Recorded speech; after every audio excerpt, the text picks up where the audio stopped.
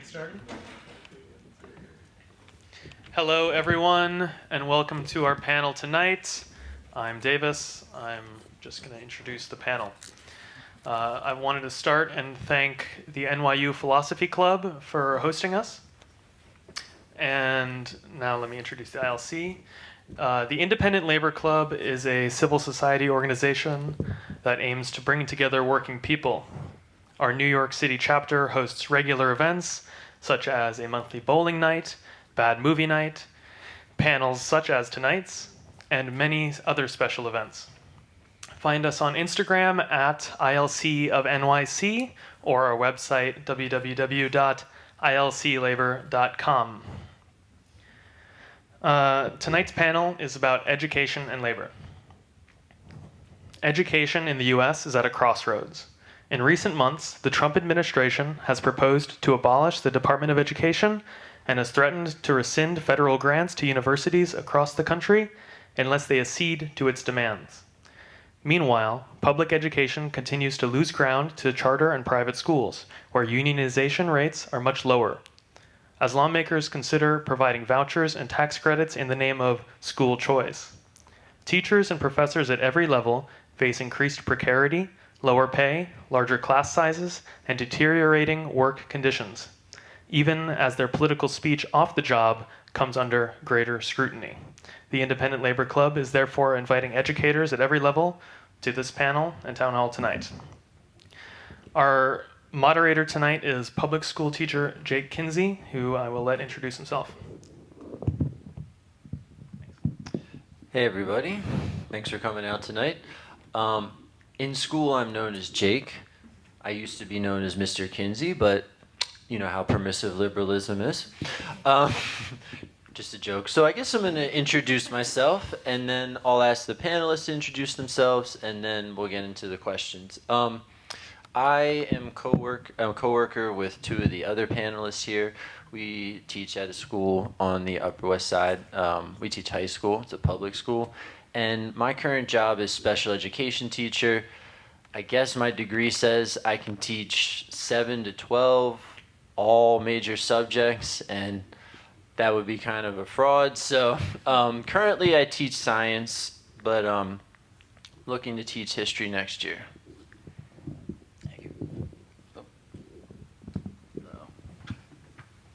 Hi everyone, my name is Michael. The kids I teach call me Teacher Mike. I am a first-year teacher at a charter school up in Harlem. My first time doing something like this. Super excited, a little nervous. Thank you for having me. Hi everybody, so my name is Ross Wolfe, but tonight I'm actually, just to be clear, I'm a public school teacher. I also am a learning specialist, which means I can teach any number of subjects, but right now I'm teaching AP World History, a research methods class, and I'm hoping to do that for the years coming forward. But tonight I'm actually representing my wife, who's not able to be here.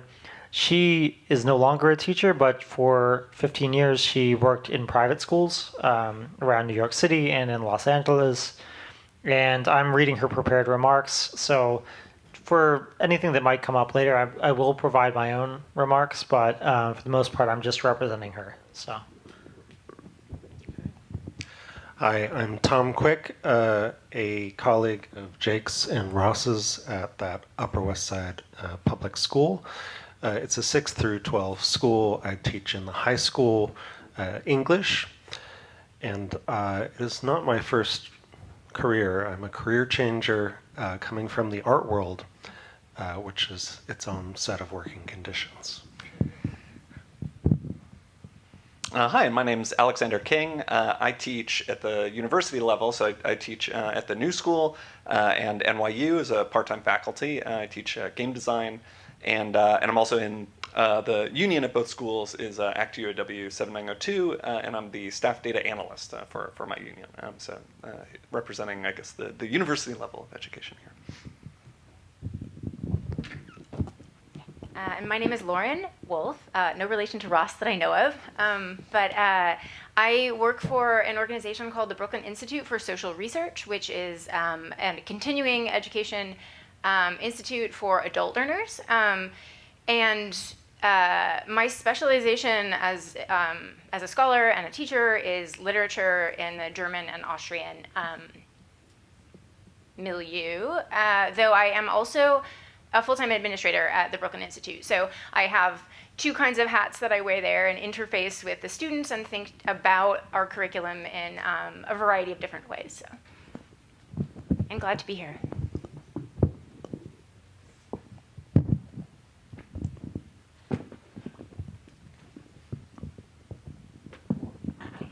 Awesome.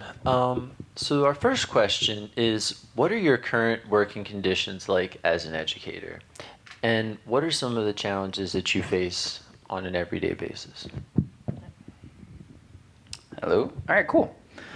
So I think there are two big things I want to focus on. There is my experience as a teacher, and there's also kind of the experience of the kids and what they're kind of bringing to the table. I work in a charter school. So that means we are privatized, our specific school lacks a union, and we have a lot of new teachers. There are some great teachers at my school. There are those that have been there for 10 beyond years. I myself am one of the many that is a first year new to the profession in every way. To be a teacher at a charter school, you do not need any sort of certificate. The only thing you need is to have a college degree. I graduated Brooklyn College, my bachelor's in science. They said, you can do math, that's good enough. Not a joke. With that comes a lot of on-the-job training, which can be quite difficult for the teachers, but I'll get to this later with actually the academic outcomes, but not great for the kids. With the new teachers, figuring it out, there's a lot of turnover, which is also not great. A lot of instability in terms of staffing. Teachers will often have to do the jobs of other people. We are in front of a classroom like 4 periods in a day. We are on for bathroom duty, on for pretty much anything you have to do in front of a kid. Bathroom duty, hall monitor, arrival, dismissal, lunch, recess, all of it. Also, we're overlooked and lack a lot of time to do this stuff, like lesson planning, grading, all that stuff. And with new teachers, that's difficult to manage. As far as the classes themselves, I teach ACT Math. Basically, I co-teach 2 cohorts special education. Normally in school, you're gonna have like 30% of the class is gonna have an IEP, basically kids that have special needs. That could be academic or behavioral. In my class, we have 50%. That may not sound like a lot, but when you are managing a class with different needs, both academic and behavioral, you can have a kid that you are trying to teach to read and another kid that has opposites for defiance disorder. What that looks like is you are circling around a room, you're kneeling down at a kid's table trying to show them how to annotate questions, also trying to get other kids to sit down. And with new teachers, that is very difficult. If I were to kind of summarize this all and kind of put it in one thing, basically, my working conditions that makes it difficult is the lack of training. All right, so just to reiterate, I am speaking as Susannah Grossman, not as myself. All right, so tellingly, I am no longer an educator currently, precisely because the working conditions became untenable. It's also telling that the ILC was unable to find another independent school teacher to replace me. Private school teachers are either too tired or too concerned about repercussions to speak comfortably about the absence of job protections. I spent virtually all my working adult life as a high school English, history, and art history teacher in independent schools. As a rule, teachers' working conditions and experiences in private schools vary widely at every level. What's universal to private school teachers' experiences is that their working conditions can change at any time and with no warning. Teachers are at the mercy of administrators and their whims, the parent-family population. They are, after all, customers because of the tuition dollars that they pay, and shadowy boards of trustees. There's no recourse if new initiatives are undertaken that worsen working conditions. In terms of these working conditions, while it's true that there are some faculty unions at different private schools, most teachers have single-year at-will employment agreements that can be terminated at any time. How much the feeling like you could be let go at any time affects your attitude, quality of life, and ability to teach varies depending on the culture of the school. the support of other faculty members, and the competence of your administrators. Most of the time, you try not to think about it too much, unless a situation with a student, parent, or supervisor forces the issue. This happens all too often. If a student in your class does poorly and his parents are major donors, or if enough people complain about you behind your back, you can be out of a job without explanation. I saw it happen time and again to bewildered coworkers who hadn't quite learned how to negotiate the weird world of private schools. So, why would anyone choose to teach in a private school environment where there are no job protections? What are the benefits? So kind of similar to charter schools, it's generally true that you don't need a teaching degree or official certification to teach in a private school. I was hired at my first school on the strength of my BA in English Literature and History of Art. Subsequent schools hired me on the strength of previous experiences and the quality of my discipline-specific graduate work. This can save time and money. You pick the stuff, but I would have benefited from training at the outset in the area of classroom management. That's the sort of thing that you pick up as you go, but your experience is really dependent on the willingness of your colleagues to mentor you. It's generally true that you will have smaller class sizes than you would have at a public school. Speaking as Ross now, I teach classrooms of like 30 to 35 students pretty regularly. But Susannah, I usually taught between 4 and 5 classes with 12 to 20 students. However, this fluctuates. Teaching 22 students in a classroom designed for 15 is a problem you just have to suck up because older private schools are often not equipped to handle rising student populations. Also, because schools market themselves to families as being smaller and therefore more equipped to provide individualized attention to students, also more rigorous academically, the amount of time you're required to spend providing feedback, cultivating relationships, and contributing to school culture in terms of like overseeing after-school activities, publications, chaperoning, etc., exceeds anything you might reasonably imagine for the salary that you're paid. So yes, relatively smaller class sizes, but the work required per student, per class, per day was pretty demanding. It's generally true that private school teachers have more autonomy in the classroom when it comes to determining curriculum. Each year I'd be given a list of texts to teach for a particular class. I'd be told that I needed to have X number of assignments per quarter, and then be left alone. I had to offer various electives, which is why I'd be able to teach classes like the films of Stanley Kubrick, Kafka and His Discontents, and why I could have 10th grade students read Raymond Williams during our Romantic Poets study.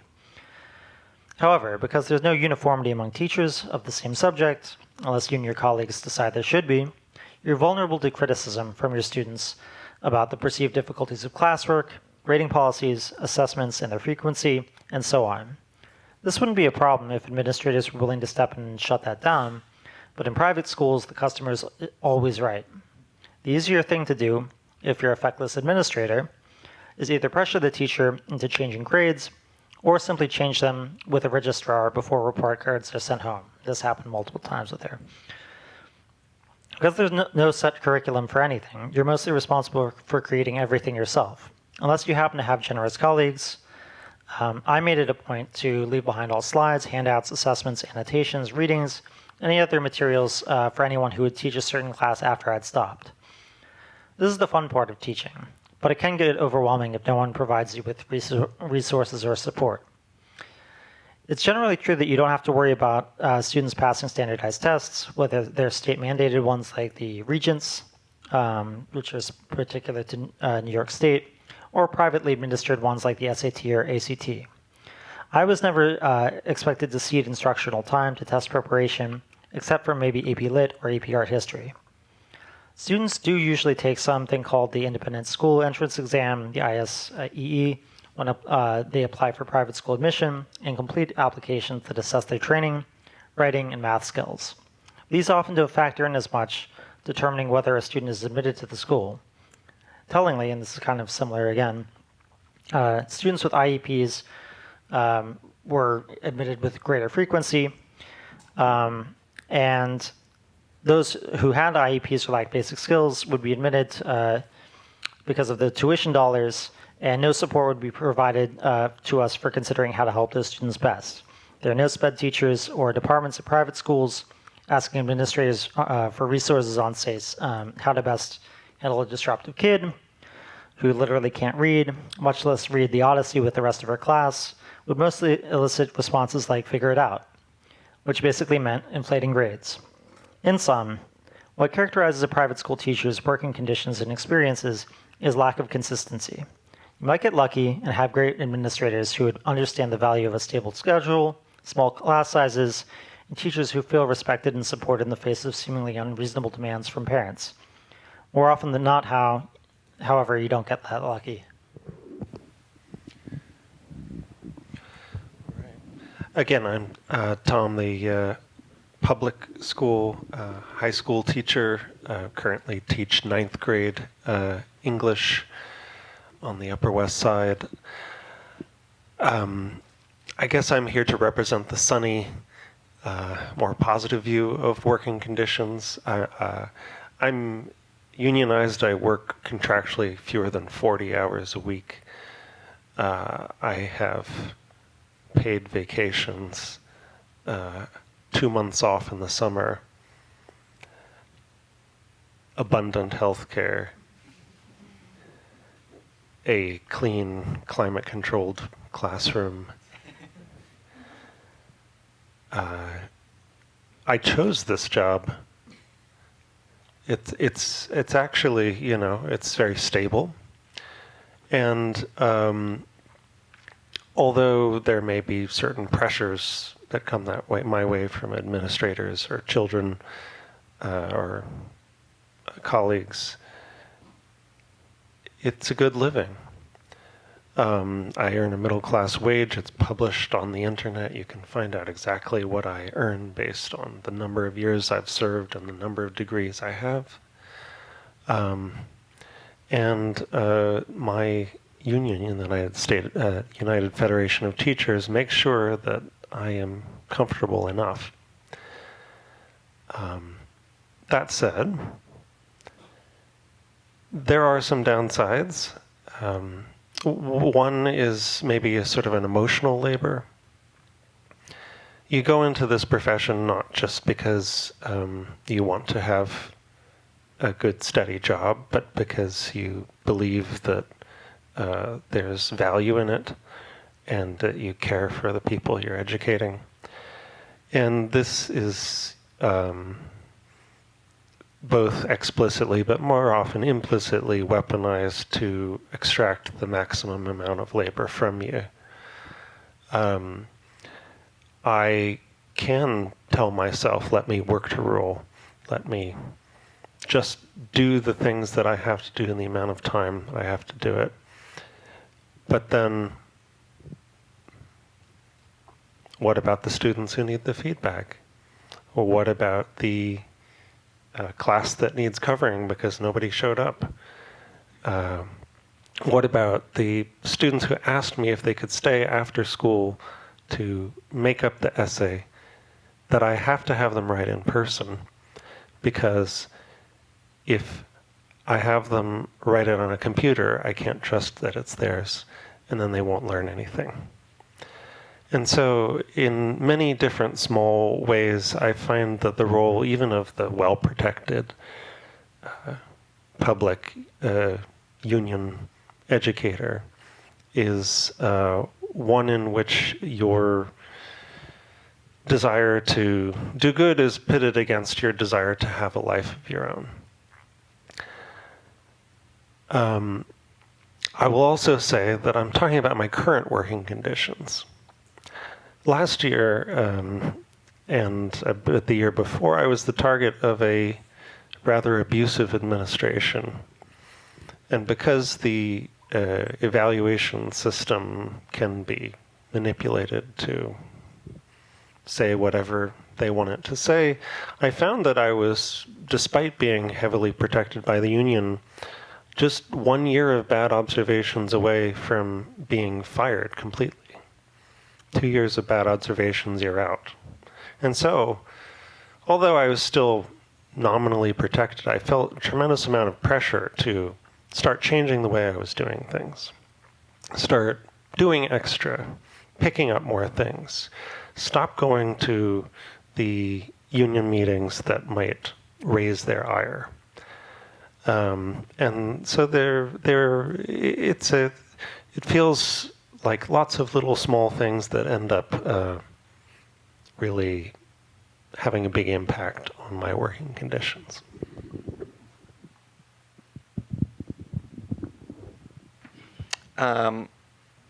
Yeah, so I thought maybe I should explain a bit that unlike all the other panelists, I'm only a part-time educator, and what that entails. Although in game design, we often say that all game designers are educators because you have to educate the player. But like in terms of like educating people in a classroom, I'm only a part-time educator. So yeah, adjunct faculty are part-time professors, and so you teach at the university level, but it's not your only job. Typically, there's been this sort of adjunctification of higher education, and there are people who are like full-time adjuncts, is just sort of like a evidence of failure of the system. That like it's the intended use of a adjunct professor is well, from the university's perspective, is ideally you're some form of landed gentry who has an independent income and can just teach a class as a lark. That's what they would really like. But in practice, it typically means you have some other job, and that teaching is something that you're electing to do. So I teach in an art school context, and it's very common that everybody has a freelance commercial practice of some kind, and then teaching is a form of sort of stable income that it's a lot more regular than a lot of artistic jobs can be, and it's where I get my healthcare. So I teach two classes each semester, like fall and spring, but I only teach 6 hours a week, to 2 3-hour classes. So that's the starting point of being an adjunct, which has a lot of benefits. So on the pros of the working conditions is it's a really good job if you're like a kind of a weird person who doesn't want a normal job, like because it's pretty nice. You get to come in, teach a class, and then it's only 3 hours, of your day, plus the commute, and so you can easily have another form of work. If you have a full-time job elsewhere, oftentimes we'll make allowances for people to teach, or anything else going on. And the requirements are surprisingly low, like teaching in a private school or a charter school. Becoming a full-time professor, the hiring process is literally medieval. It's this like multi-stage process that's like famously lengthy and nobody likes. But being an adjunct professor is is nominally it's do you have a terminal degree? So do you have a PhD or a master's in fine arts or something like that? But if you don't, if you're accomplished in your field, that will suffice as well. And then that's basically it. So you can just kind of come in and teach class, and there's not really a lengthy requirements. I've even in programs that I'm really familiar with and know some of the full-time faculty and stuff like that, easy enough to get a job. But even in programs where I didn't know anyone, I've never interviewed more than once for a teaching position. It's well, you've taught other classes, and so I guess you can teach here. It's nice, good work if you can get it. Lots of things that are really nice about it, and all the normal benefits of teaching. The hard parts of the negatives of the working conditions are a lot of the difficulties at the high school level. You see at the university level as well. Often there's no real institutionalized sort of onboarding or training. So lately I've been doing a interview series with other people who teach games at part-time. So other game designers in colleges across the country. And one of the things that comes up most frequently is the teaching a class is just sort of like, okay, well, like there might be a syllabus that you're handed, but it's probably bad, and there's probably nothing really of substance on it, and there's certainly no exercises or anything like that. And so the first time you're teaching a class, you're suddenly realizing like, oh, I've got like 3 hours of like that I need to like. I need to have enough stuff to do for 3 hours once a week. It's a lot of time to fill, and what am I going to do? It could be really stressful the first couple of times that you teach, and that gets easier the more you teach. But adjunct professors tend to have really high turnover because it tends to be people who are in between other things. Most people don't continue teaching part-time for long periods of time. And so it has all of these, all of the issues that you think would come out of that. In addition to just all of the general working condition problems of modern higher education. Student expectations can be very high, especially since students don't know the difference between full-time faculty and adjunct faculty, and will often be very expectant that you respond to an email, immediately, or can have office hours to meet with them when, and it's very difficult to explain.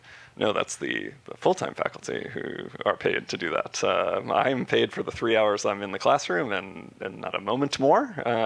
So any other time that's spent with the student is totally discretionary. And really feel what time both the games industry itself is like this, but education as well, of relying on the intrinsic value that you feel that your job has ends up being really nice from the administrator's perspective, because everyone who's teaching wants to do it, and so it's very easy for a university to kind of any of the bad things that are happening, the person on the front line is the one who has to say, well, I'm not compensated to do this, but am I really going to not meet with a student who wants to talk about this thing? Of course you will. So all of that feels like it's been baked into a budget somewhere of things that they're not paying us. But my working conditions are much different than most part-time faculty in the U.S. are non-unionized, and so in part because it's particularly hard to unionize part-time workers. It's something we see even in an established union. My union's over 20 years old. I was joking, it was once one of the largest. It was once the largest faculty union in the U.S., but now it's like, I don't know, third or fourth or something. There's some bigger ones in California now, that's still pretty recent for a union of educators that I think was one of the first unions of faculty, of adjunct faculty, because it's very difficult to unionize when it's nobody's kind of full-time gig, and so that presents all these challenges. But it means that we have a bunch of we have a contract and sort of protections that most adjunct faculty don't have. So adjunct faculty in most New York schools will typically earn, depends on the subject, but it can be like $3,000 to $5,000 for a class, which is nothing, it's a lot on a per hour basis. It's like, a couple $100 an hour. But if you were teaching like 4 classes a semester, which is a lot, it's not a livable income. And so, the amount of time that it's like that's really kind of criminally low. At NYU in the new school, it's like super complex how everything, but it ends up being, like around $12,000 or $15,000 a class. So it's like easily triple or more what a non-unionized adjunct is going to work. And we have lots of job protections. We often have better job protections than the contract faculty, full-time faculty that we teach alongside. I have reappointment rights, so I'm like entitled to the classes that I teach because I've been working. If you teach 4 years in a row or whatever, you get these reappointment rights, and so the school can get rid of me, but it has to pay me like a year's worth of my salary per class that they stop giving me. So it's a pretty big penalty that they don't want to do, and so you have reappointment rights. Whereas full-time faculty, contract, non-tenured faculty are very easy to get rid of. And so having a union ends up sometimes this funny situation where you have better job protections than the non-unionized but full-time faculty that we teach alongside. I think that's the other things that I think that all educators struggle with are always all of the uncompensated labor that education entails is in terms of prep and grading and feedback. That the being in the classroom is like the easiest and also like smallest part of the job most of the time. Although our contract gives us, we have like you get a little extra money to represent the fact that you have to grade outside of class, it still can never really encapsulate what it actually takes to work with people and teach them. Involves all of this labor that can end up eating so much of your time if you'll let it. And so I think that's common across all sorts of the educational spectrum, but is certainly true in the university level as well. Yeah, thank you.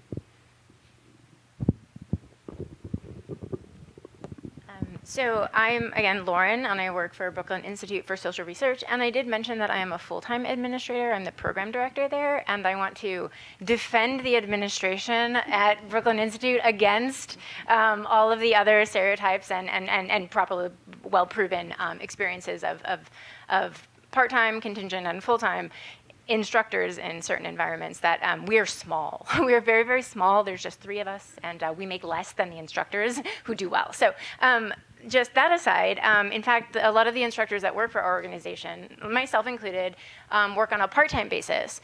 There are very few full-time faculty. What it means to be a full-time faculty at Brooklyn Institute is very different from what it means, I think, to be a full-time faculty at a regular university. But somebody like Alexander would be a very good representative of who are the majority of instructors who teach at Brooklyn Institute. And it might actually be worthwhile if I were to just ask for a hand raise, if anyone in this room knows anything about the Brooklyn Institute for Social Research, if you've heard of it, because it's a very different kind of structure. Yeah. Okay, a couple of people. So I'll take it just a minute to explain how it's different. It is a nonprofit. And it is at once a nonprofit, but it is also not at all foundation funded. Philanthropic giving is about 15% of our total revenue, which is about 1.5 million annually. And students who come to learn with us do so not as students committing to a course of study. They come for an individual course. We have monthly, anywhere between 15 to 25 courses that we offer, and these are things you purchase. So we are very liable to market dynamics because we sell products, which are courses, and the way that we pay our faculty is by giving them 70% of all of the revenue generated by selling seats in their courses.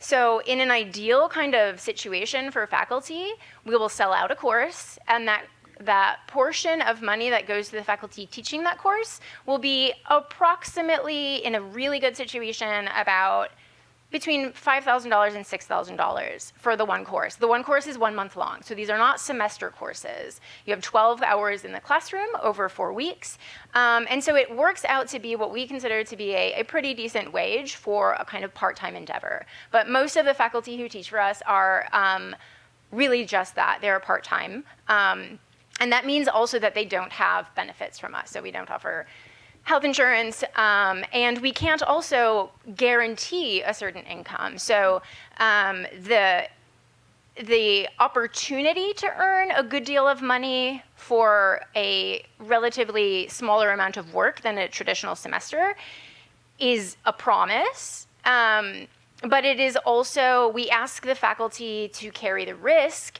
of maybe not selling out a course. So if a course isn't terribly popular, then a faculty might enroll minimum 5 students and find themselves really not earning quite a lot. One of the sort of just like practical consequences of this structure is that faculty who teach for us do not earn their primary living by teaching for us. There are a couple of people who would teach every month and they just love it, and many of our faculty really just love it. But a lot of our faculty do have either other adjunct positions or they have full-time jobs doing other things, teaching or not teaching. And the attraction for them of teaching with Brooklyn Institute, which I sometimes call BIS, or Brooklyn Institute for Social Research, is that they have an opportunity to teach materials that are generally not considered to be part of standard curricula in traditional universities. So we had a course on like transgender Marxism, or we have courses on, specifically dedicated to Saidiya Hartman. We have and these are all of the courses that we teach are also never assigned to faculty. So faculty really come to us, they propose a topic, and then we select from all of the options that have been proposed to create as broad and diverse a curriculum on a month-to-month basis as we can. And so that's kind of the situation in which faculty, so it is a self-selecting group, I should say, of faculty who can withstand the kind of income insecurity of teaching for us, but who also are attracted by the opportunity to teach maybe a little bit eccentrically to standard curriculum.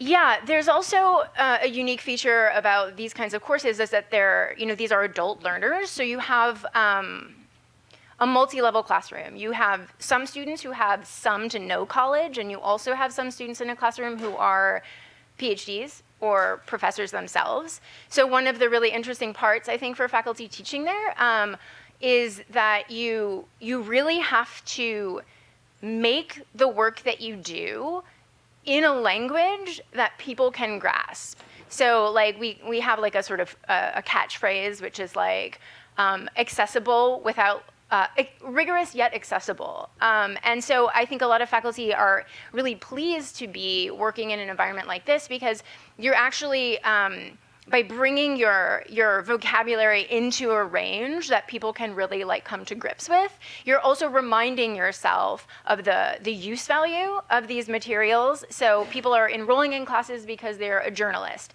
and the course they've enrolled in is something they need to know about because they've been assigned a piece. Or you have an artist, perhaps, who's working on something and they need to get a theoretical grip of something. So it's a really interesting, I think, this is a broadly shared point of view among faculty. It's a really interesting place to work because the use of the materials you're teaching is very diverse, and it's also very real and very present in the classroom in the way that the conversations happen around the materials. Apart from the kind of financial riskiness, I'm not sure exactly how to think about what are the challenges of the environment, because it does seem to me to be kind of, I guess I'm kind of a stan. It seems to be a pretty good condition. But yeah, I guess maybe I'll just stop there.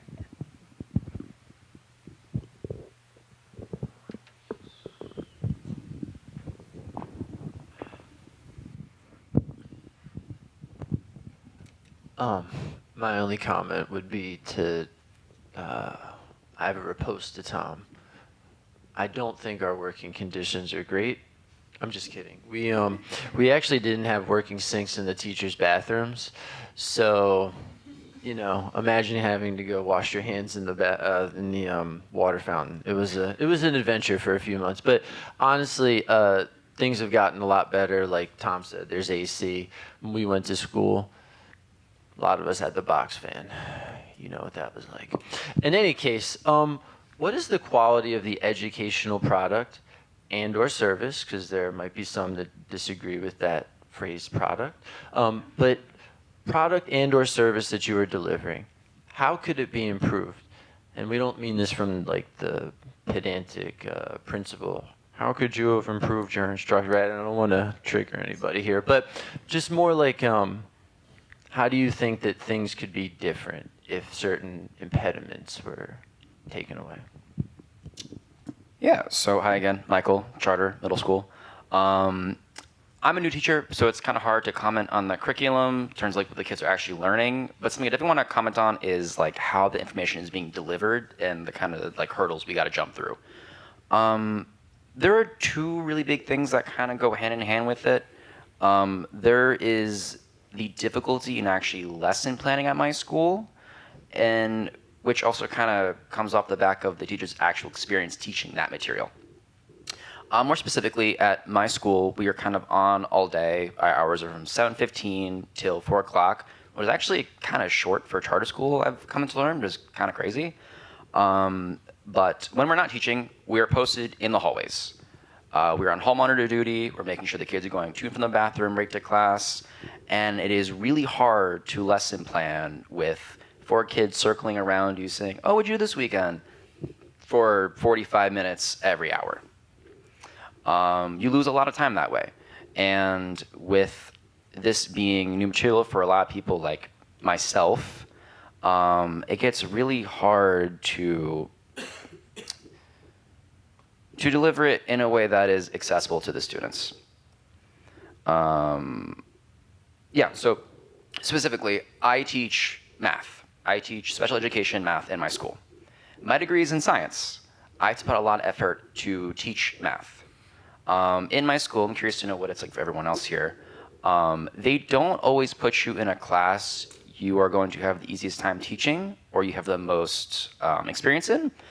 They're going to put you in front of a class that you'll be okay in front of. It's quite funny. I had a friend at my school who was out for a day. She was sick, and I had to cover science. I got the lesson plan packet. They put me in the room, and it was the easiest class I taught all year. Never taught that before. It was the easiest class all year. I think that is a pretty good real-world example of where the educational product is in my school and where it can be improved.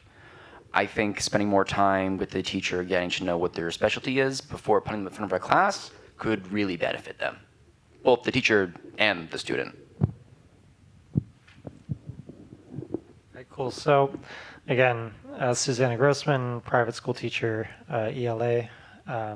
So, here's how I taught the Canterbury Tales to 9th and 10th grade students. I feel I provided high-quality instruction with a variety of opportunities for students to think, read, discuss, and write at high levels. If they stopped looking up at their phones, that is, long enough to pay attention. This was another failure of my administrators, to come up with any meaningful policy about acceptable use of phones and devices in the classroom. Speaking as Ross, public school teacher, supposedly New York State has mandated a bell-to-bell phone ban to be implemented next year. We'll see how that plays out.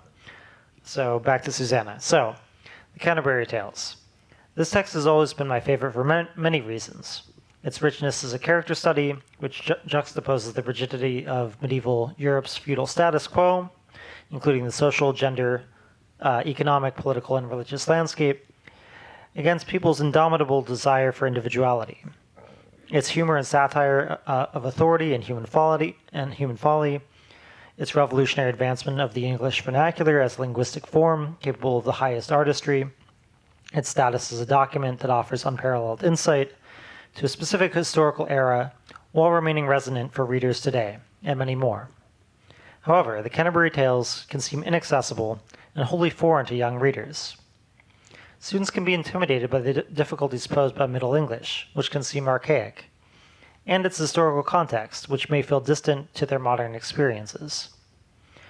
I took the following steps to conquer potential resistance to the tales, and ensure that our study of this complex and challenging text became a springboard for deep literary exploration. First, I introduced the Canterbury Tales by connecting the Pilgrim's stories to modern storytelling and highlighting Chaucer's subversiveness, including his deathbed apology for the text's bodiness. We discussed contemporary social issues like class and gender, and I provided background on Chaucer's world, covering key historical events like the Black Plague and the Peasants' Revolt. Next, I employed a variety of teaching techniques to cater to different learning styles. I provided a phonetic pronunciation guide that helped students read Middle English aloud, so they could understand how the sounds of Chaucer's poetry were inextricably linked to its sense. I gave direct instruction on close reading and annotation, helping them identify key elements of plot and style. I had resources explaining allusions to Bible verses, theological and philosophical works by St. Jerome and Boethius, classical myths, letters describing political events, and images of illuminated manuscripts. There were group discussions and Socratic seminars, and I also had students creatively rewrite sections of the tales in modern language or from different perspectives. Third, I introduced basic concepts of literary criticism from feminist, Marxist, and psychoanalytic lenses. We practiced applying these lenses to small assignments by reading excerpts from Jill Mann's book, Chaucer's Women. Terry Jones of Monty Python fame, also a very well-respected Chaucer scholar. He wrote a book called Chaucer's Knight, a portrait of a medieval mercenary, and Lee Patterson's Chaucer and the Subject of History. Finally, I had them write an essay on the tales. I prepared students for this with essay outlines, peer feedback sessions, and writing workshops. Afterward, we concluded the unit with an essay showcase modeled on professional academic conferences, where students shared excerpts of their work with peers and received positive recognition. The celebration not only validated their hard work, but also built on their confidence in terms of tackling challenging texts. So, in terms of results, the product. By the end of the year, some students would name the Canterbury Tales as their favorite text that they'd studied in class. A few would say that it was the best text they'd ever read. My last class even had a 6-foot cardboard cutout of Chaucer custom made, which they all signed, which served as our class mascot for the rest of the year. All told, I'd say this is a pretty successful accomplishment of my goal, to get kids to read and enjoy, for the most part, the Canterbury Tales, and to have some nuanced understanding of the historical context in which the work was written. It's not hard. You just keep reminding them that there are fart jokes, which are in abundance in Chaucer. But is that a successful educational product? I have no idea.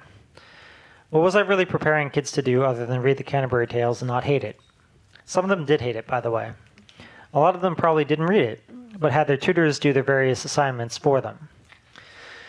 I quit teaching before ChatGPT ran rampant, thankfully. What was I doing in any of my classes when I taught English or art history other than rubber stamp their go to college and reproduce the social relations that made it possible for them to attend private school? I really don't know. Could it have been improved? I guess if I had defined my goals differently. And for me, all I really cared about was getting kids to have some basic knowledge of the Canterbury Tales and why weirdos like me love it.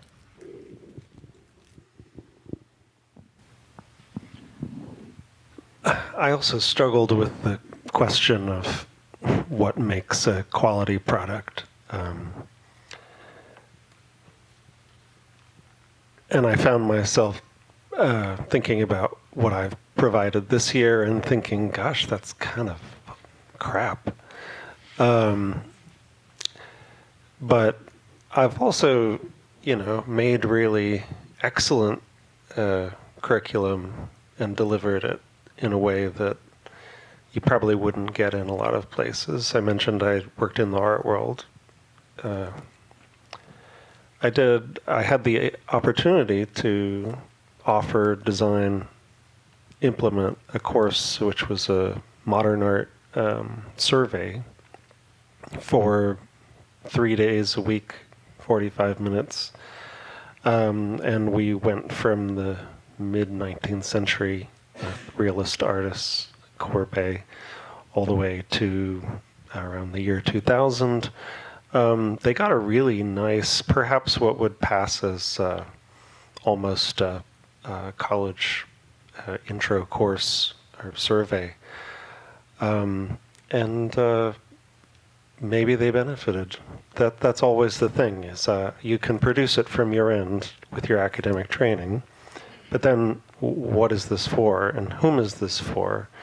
And a product is consumed, but if you're compelled to be sitting there and your goal is not to actually know but to progress, then does it even really matter what the product is? I feel like I may be starting to tread on the third question. So I'll pass it along. Well, I was going to answer in a more straightforward way, but after all of these that like heartbreaking story about that. Well, I am surprised that there's not more resistance to the word product, which definitely like rankles me, like that. That education is a product. Maybe that's a phrase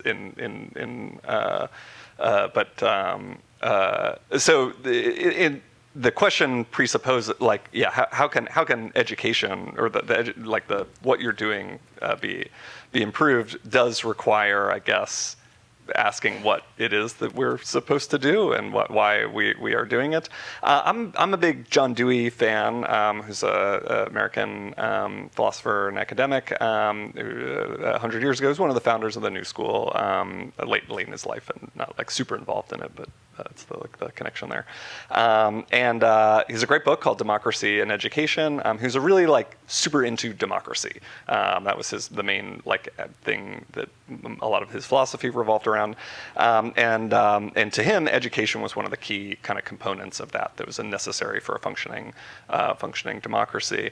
But to him, he writes a lot about how education is an end unto itself. That the quality of an education is that it. I can't remember the quote fully, but it's that you can measure the quality of an education by the degree that it's given you a desire for growth and the further growth and the means for achieving it. And so there's a lot of pressure on us as to have ends, that this is a means to something else. And every year I have students. There are some students who are studying games for the quixotic desire to further the aesthetic form of systems art, and some of them is because I don't know, they played a lot of games in high school, and it seems like and their parents sort of were like, this is a way to get a job, so you should go to the games program, and have that kind of ends in mind. I think that it's well, I guess treading on the third question. I think in terms of how education, speaking as a part-time professor, could be improved, how could it be improved is on one hand asking for methods, but on the other is asking for the structural reasons for. How could my teaching be improved? Would be giving me a reason to improve it would be a good start. That. One of the things that's like most depressing. So I'm I try very hard at being. Most educators do, and I'm a good professor. I'm well liked by students. I was like nominated for a teaching award this year. I was very proud. I take a lot of pride in my work, and it's very difficult to square that with or here's what I'd like to tweak about this course. There's no real reason for me to. I'm not paid to. I'm not compensated in any way for any work that I do on my class outside of class time, and so there's no. You're paid to teach the class, and that's it. There's no professional development. There's there's none of these other things that would encourage you to improve a course or improve your teaching.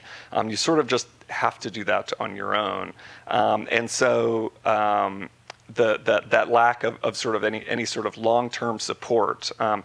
So much of education, but I mean our whole economy relies on someone else doing the work of the long-term development of things, and is instead where are these qualified adjuncts coming from? No one knows, but as long as enough show up to teach these classes, I guess we don't have to worry about it. In certain subjects, that can be a real problem. Games, in particular, which is highly specialized, it requires industry knowledge, all this stuff. Every program I teach in really struggles to find qualified people people to teach the classes. And it's not a surprise why, because like, why would you teach these, it's not really enough money, there's no long-term commitment, there's no long-term support to developing as a teacher, or any of this stuff. So how to improve requires like investment in in the people who teach, to give them a reason to improve, is I think that would be a good start. That's my thoughts.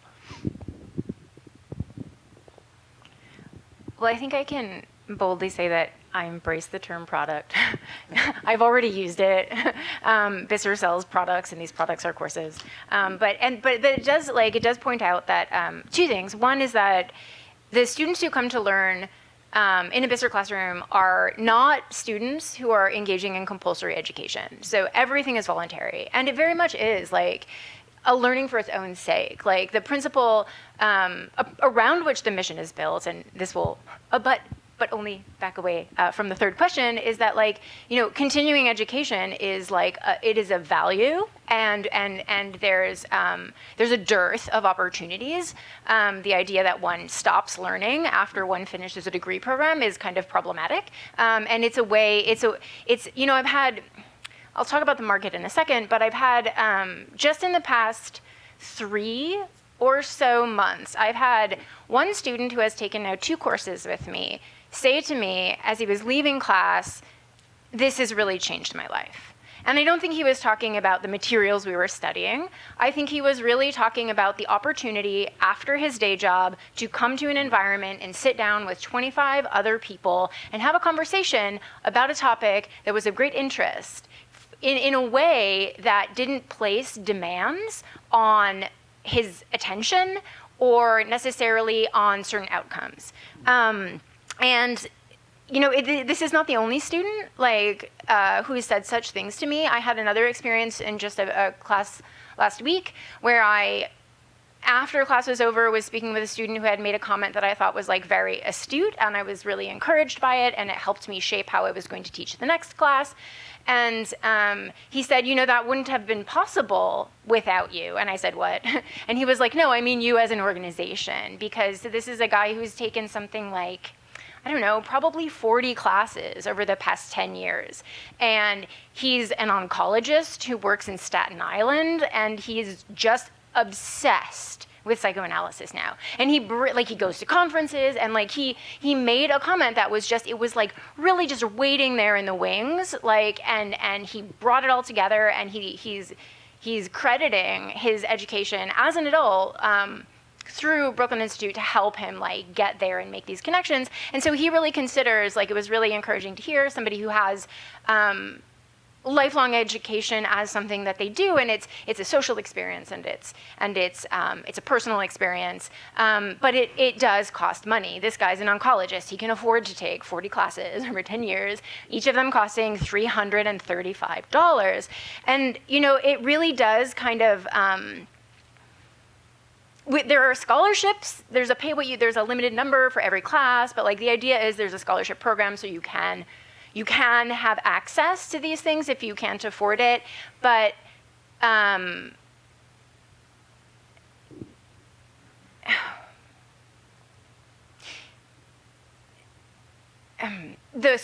it. The scholarship, when a discounted seat is made available to a student of fewer means, that difference between the full price of the product and the scholarship received is actually felt by the faculty. So the faculty absorb that discount. And this is a consequence of the situation in a market structure that the organization has, which is that you don't get credit for taking a Bisser class.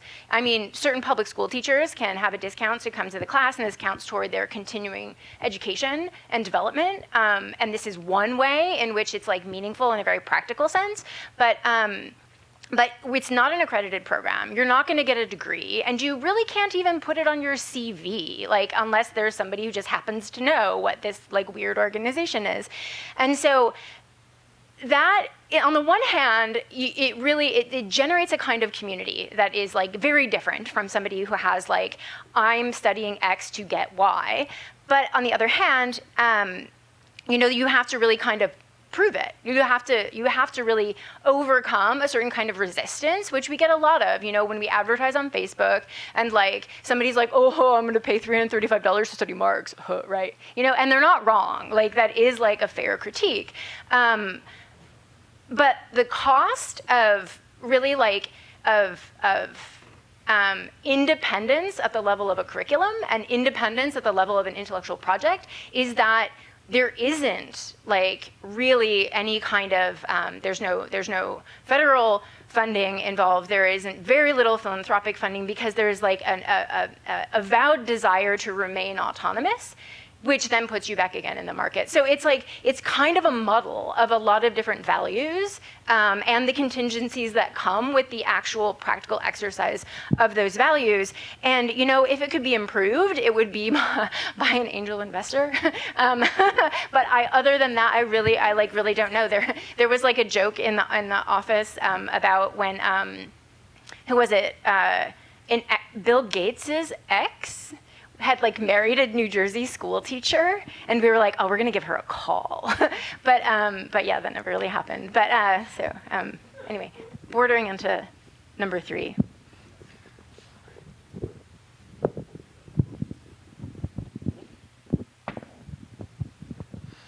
Well, here we go. The long-awaited third question.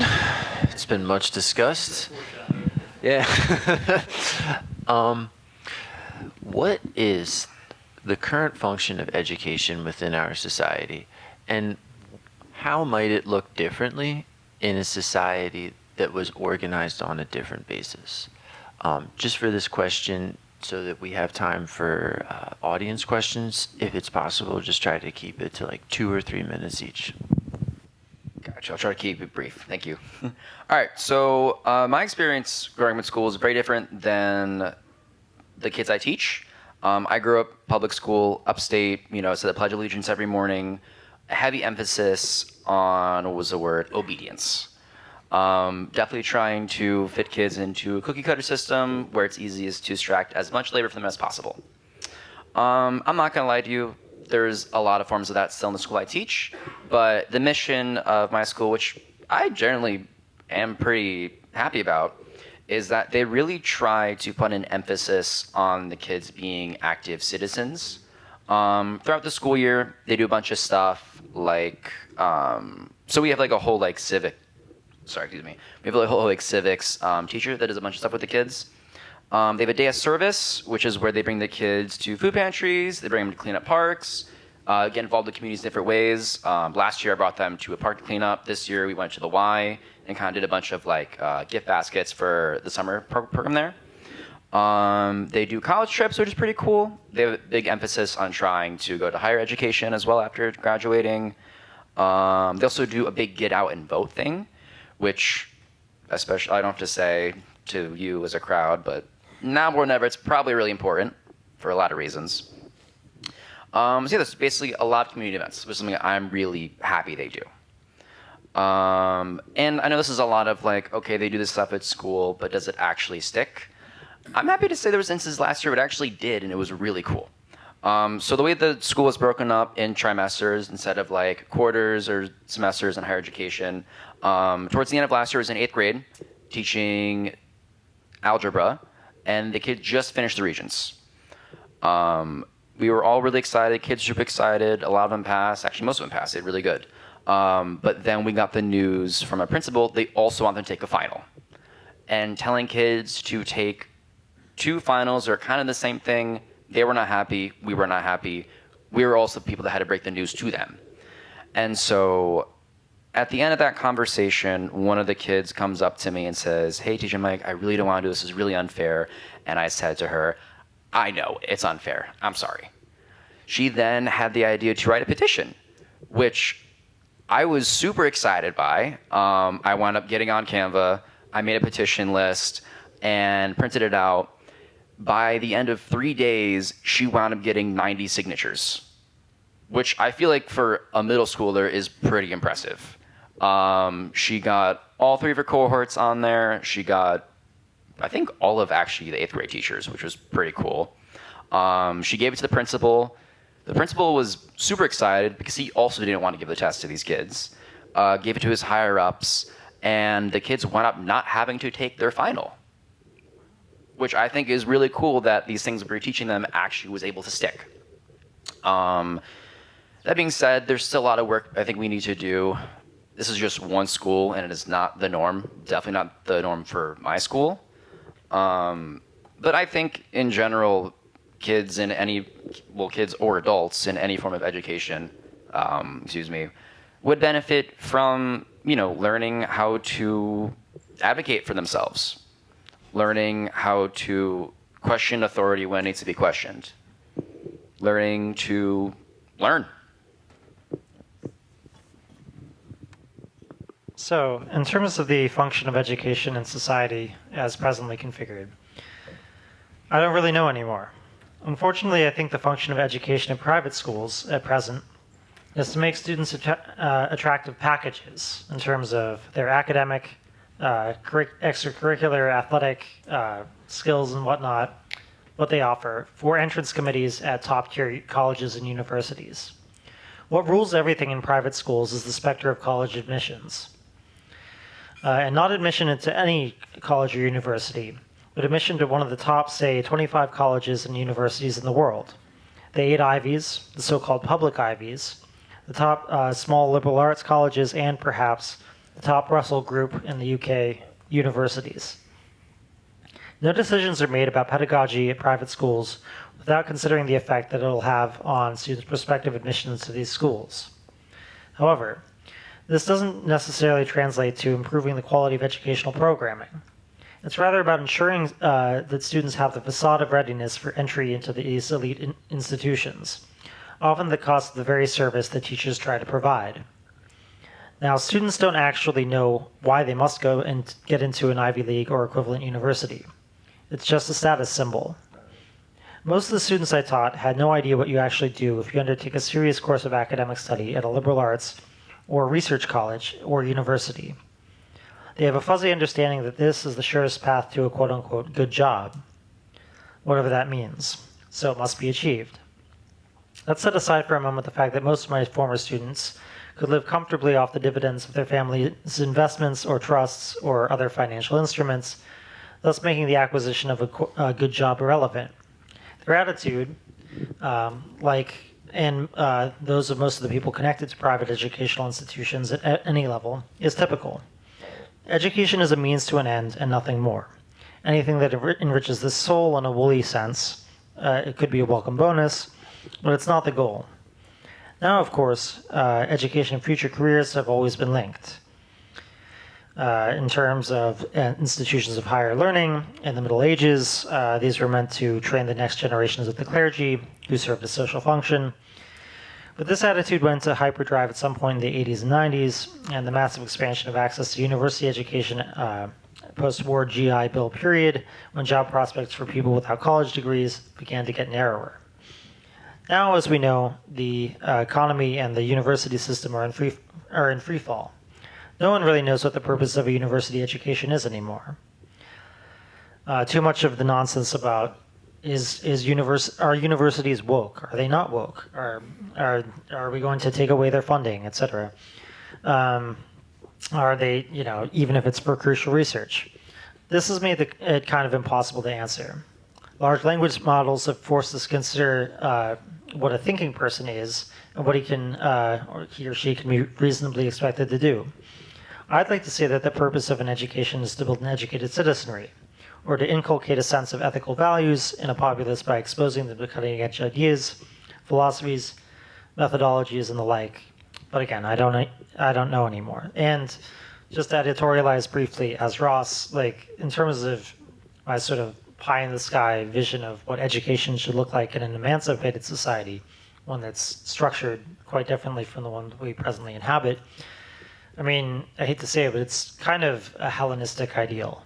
It would be something like Aristotle's Lyceum. It's a peripatetic school. Like you and your friends decide that you're going to meet up someplace in the morning and you're going to hammer out what is the good life, or we're going to get to the bottom of what is justice, or we're going to figure out the motion of the stars, or whatnot, the heavens. It would be learning for its own sake, as an end in itself, rather than as a means, rather than just being instrumentalized towards the ends of some sort of a career. Which again, I'm not saying that's not essential. It absolutely is. It's how we pay for our groceries. It's how we keep a roof over our heads. But this is again a very different form of society than we presently inhabit. So I'm Tom, the high school public educator. I think that there are currently three basic functions of education or society. The first is to protect children, at least if we're talking K-12 education, and particularly as social institutions like the family or religious organizations, and with the atomization of sort of social networks, extended family, all of these are sort of in retreat. Whether you think that's a good or bad thing, I think the school comes in as the surrogate parent to a degree. I think a second function is to sort, and that can be by interest, by ability. I think of myself as a humanities person, for instance. How did that happen? By class, by race, and that helps to feed the machine of how we get people to be where they end up. I also think it serves a socialization function to get people to have common norms, to maybe instill certain values or narratives, to get them used to being with each other, and ideally maybe to collaborate with each other, or at the very least tolerate one another. And many of these things are maybe not such bad functions. I am very much in the camp of education being a means to an end, primarily. I think the end in itself vision that you mentioned is a beautiful one, and it's one that I enjoy on occasion. But it is very much a means to an end. Education is very powerful technology for organizing our society. And it is tremendously wasteful, the way we do it. We put so many people through the same system, teaching them things that they do not need to know. And then at the end of, say, high school, we say to half of them, you didn't do well enough. Go do something else. And we've spent years, billions on this enterprise. And then maybe they need to go to a trade school and learn a trade and pay their own money for that. Or learn skills on the job in whatever job it is. Not even thinking to a radically different future, but just thinking within the future that the present that we are in. Imagine a educational system in which we produced people who had something that would be good for them as adults in a market economy, as a worker who would come to the table with something to offer, and who might feel differently about themselves as having had something to offer rather than as having been sorted out and then having to fend for themselves. And then this begs the question, what about those who do go on to higher education, to college? What are they doing? I think the answer is probably not going to be very much. If even the sort of moderate predictions about artificial intelligence are true, this is going to sort of do to the professional managerial class what the sort of industrialization of the 70s and 80s did to the working class here. And then these people will have had an excellent general education that helps them to do absolutely nothing. Particularly in the sense that you can go through many, many years of school and really still not know how to think. And so I would suggest that education should give us skills that we can use. And if we are preparing people for some higher education track, it should really teach them how to use their minds.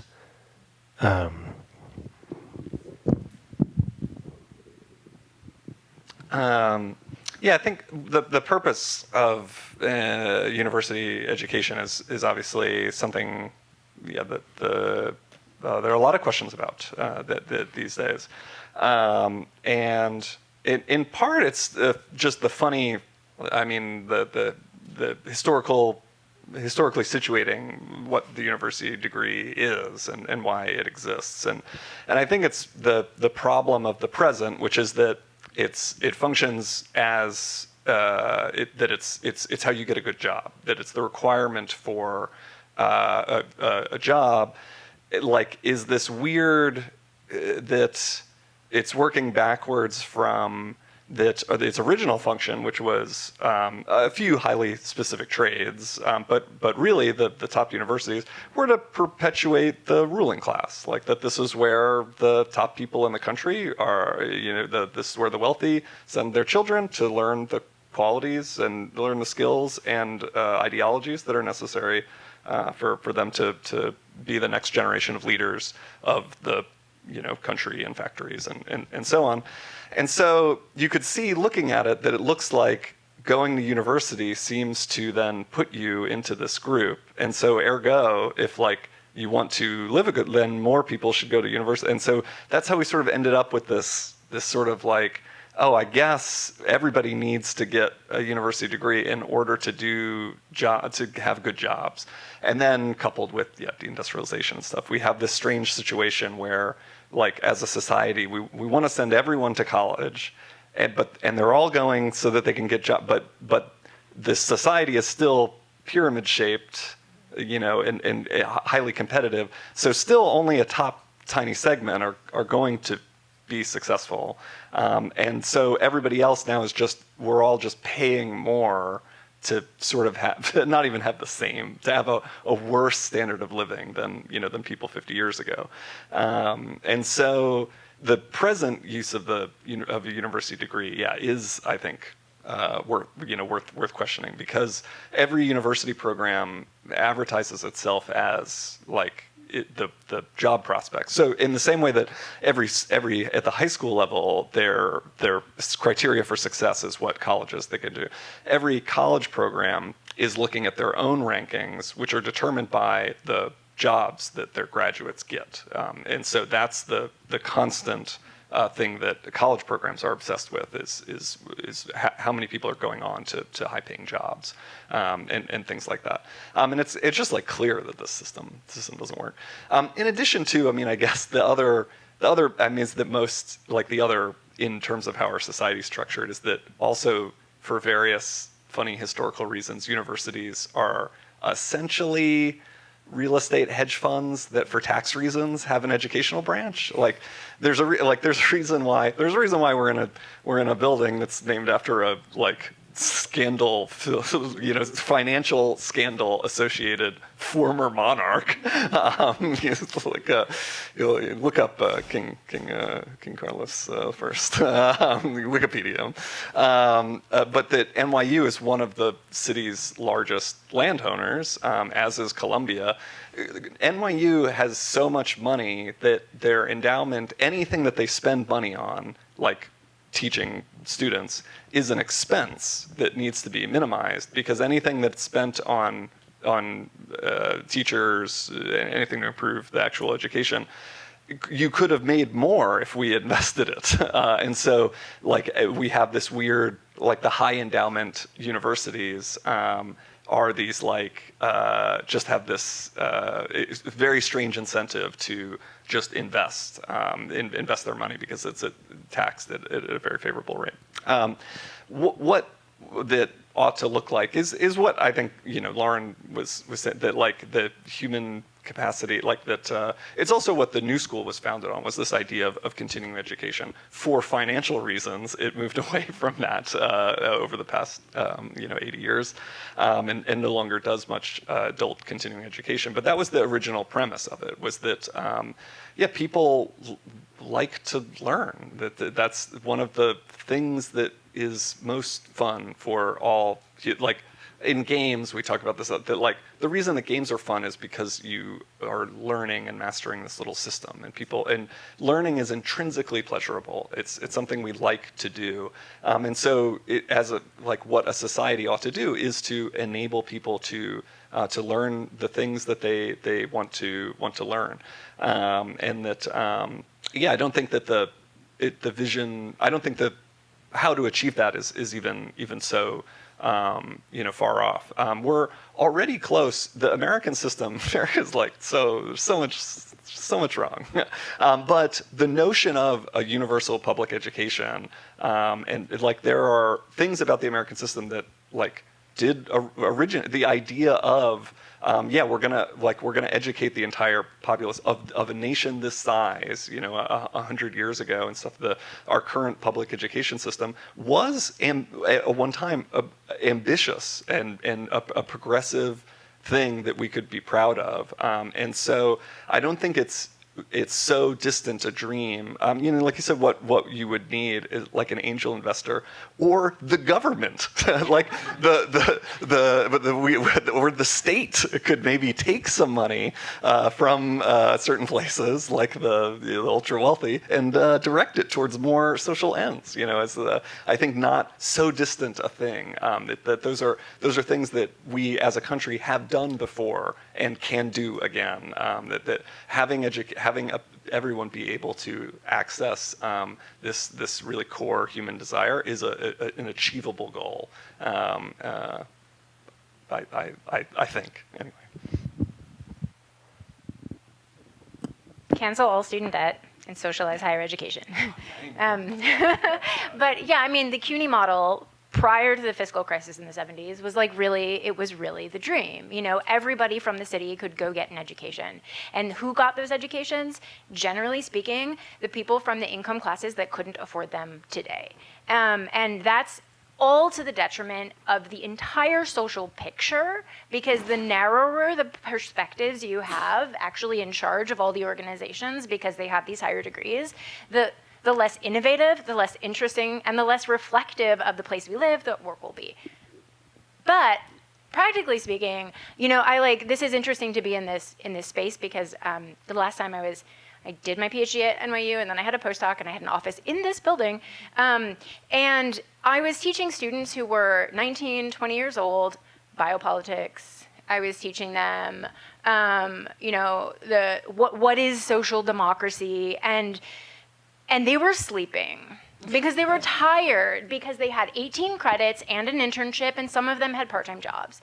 And it's like, it strikes me that all that aside, how much can a 19-year-old actually really grasp about biopolitics if they have no experience outside of their parents' home and then the university in loco parentis? So it's like, I think that like in my dream of the future, what happens is you start college, if you choose to, around 25, where you've had some life, and the materials that you're being presented and asked to understand and assimilate and like think through on your own, these become things you have a practical grasp of because you've learned something about the world. You can incorporate them into your sense of self, into your sense of social behavior, and I'm not saying that like college, like there's some the value of like the 4 years study away college, because you have to grapple with your peers. There is a real privilege in having your job be to learn. Like that is so special, but I think it's really wasted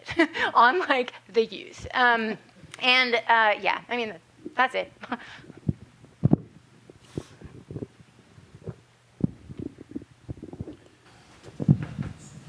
Okay, well, thank you so much to the panelists. Can we give it up for them? Now I'm going to turn over the mic. Thanks everyone for coming. And thanks to the panelists as well. So we have some pizza outside that we got. We're going to take a short break, and then after the break, we're going to have a town hall where you can ask questions for the panelists and discuss your experience in education. Once again, we're the Independent Labor Club. Please come up to any of us if you have any questions. What? Pass the hat.